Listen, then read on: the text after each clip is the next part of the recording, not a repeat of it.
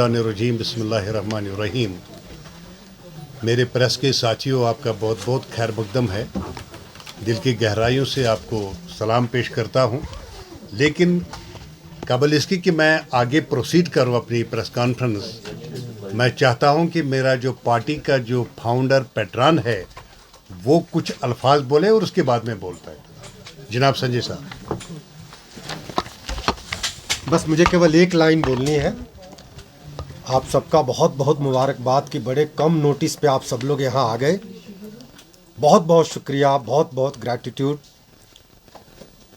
आज इस पार्टी के बनने के बाद इस पार्टी के founder president Anantnag Rajouri seat से अपना नॉमिनेशन दिए हैं, नॉमिनेशन फॉर्म भर के, और श्रीनगर और बारामूला से 2 कैंडिडेट की घोषणा करने के लिए आपके सामने आए हैं।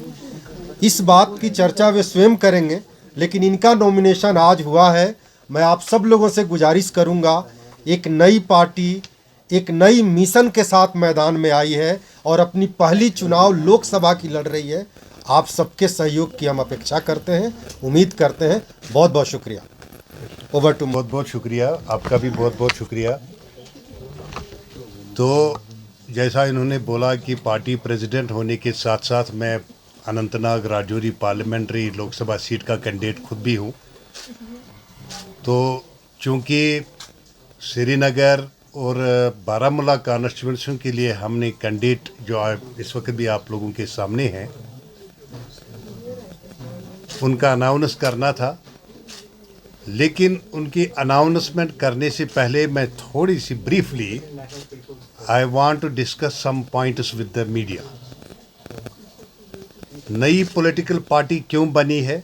अगर पुरानी पॉलिटिकल पार्टियां कुछ अच्छा करती लोगों के लिए तो नए लोग भी उसी में ही शामिल होते, उनके साथ ही ग्राउंड पे ज़रूर काम करते।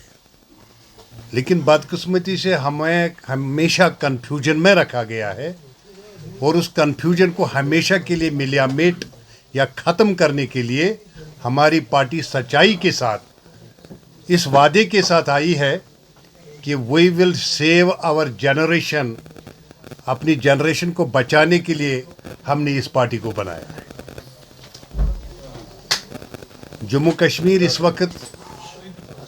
वक्त ड्रग में भी मुब्तला है। 20 लाख हमारे बच्चे जिनकी एज 17 साल से 25 साल तक, और कुछ 4-5% ऐसी भी 2% बच्चे ऐसे हैं जिनकी 30 की एज है, ड्रग में मुब्तला है। किसी भी पार्टी ने कभी भी इस बारे में कुछ भी नहीं बोला।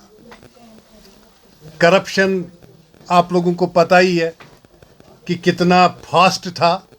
कुछ लगाम तो ज़रूर लग गई है, लेकिन पूरी तरह से नहीं लगी है। तो करप्शन से मुक्त जम्मू कश्मीर बनाना इस पार्टी का अवलीन नस्ब प्लान है। तीसरा ये कि हमारा मानना है कि जब तक कि हमें स्टेटहुड, वो पुरानी रियासत वापस न मिले, तब तक कोई इलेक्शन, असेंबली का इलेक्शन करना या ना करना मेरे नज़रिया के मुताबिक फजूल बात है। क्योंकि यहाँ का कोई भी जो चीफ मिनिस्टर बन पाएगा उसके पावर मेरे ख्याल में एक सरपंच से ज़्यादा नहीं हो सकते हैं। केजरीवाल को भी हम देख रहे हैं, तो उस चीज़ को देखते हुए ये पार्टी स्टेटहुड के लिए सबसे ज़्यादा जदोजहद करेगी। तीसरा ये है कि जिन लोगों ने हमें सपने दिखाए, कभी किसी चीज़ को तस्दीक किया, फिर उससे इनकारी हुए, फिर दोबारा उस चीज़ पे वापस आ गए, फिर इलेक्शन में रिगिंगें करवाई और ऐसे तकरीर किए आवाम के सामने, बच्चों के सामने, नौजवान पौध के सामने, कि वो तकरीरें नशावर तकरीरें थी जिनसे यहाँ का यूथ प्रभावी हुआ और मरगुजारों के मरगुजार यहाँ बढ़ गए। तो ये महाज उस महाज के खिलाफ भी है जिस महाज ने नशे का धंधा किया हुआ है, जिन्होंने गब्बर सिंह टैक्स इस रियासत पर लगाया जो सबसे ज़्यादा गरीब रियासत है। तो मैनिफेस्टो आप लोगों के सामने मैं बहुत जल्द ला रहा हूं, लेकिन उससे पहले मैं दिल की गहराइयों के साथ, बड़ी खुशी के साथ, बड़ी राहत के साथ ये ऐलान कर रहा हूं कि श्रीनगर जो हमारा सेंट्रल कश्मीर है, इस पार्टी का कैंडिडेट जो हम अनाउंस करने जा रहे हैं, उसका नाम है शेख वसीम अहमद, जो कि हमारे लेफ्ट में बैठे हैं। A very good Islamic preacher, a spiritual man, a good man having a good moral character। तो उसके साथ साथ किसी तारुफ का मोहताज नहीं है हमारे खान साहब, मुनीर अहमद खान साहब। इसको हम नॉर्थ या बारामूला कॉन्स्टिट्यूंसी से आप कहिए, बारामूला की कॉन्स्टिट्यूंसी पार्लियामेंट्री लोकसभा कॉन्स्टिट्यूंसी जो है बारामूला, वहाँ से पार्टी इसको टिकट दे रही है।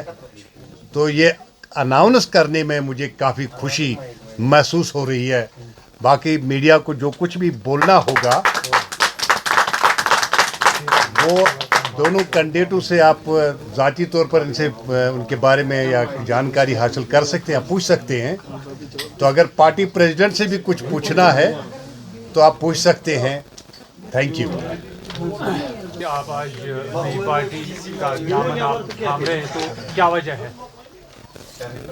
वजह तो यही है, आपके सामने ही हमारे प्रेसिडेंट साहब ने जो अभी बात कही, मेरे ख्याल से इससे ज़्यादा और बोलने की ज़रूरत तो कुछ है नहीं। अगर पहले वाले लोगों ने कुछ यहाँ पे ऐसा कुछ किया होता तो हमारे आने की ज़रूरत नहीं पड़ती। और अगर हम भी आज नहीं आए, किसी न किसी को तो सामने आना ही पड़ेगा। इसलिए आना पड़ेगा कि हमारे आने वाली जो नस्लें हैं, अगर हम आज आगे नहीं आए तो उनके लिए भी कोई प्लेटफॉर्म यहाँ खड़ा नहीं होगा। फिर वही रिवायती सयासत यहाँ पे चलती रही।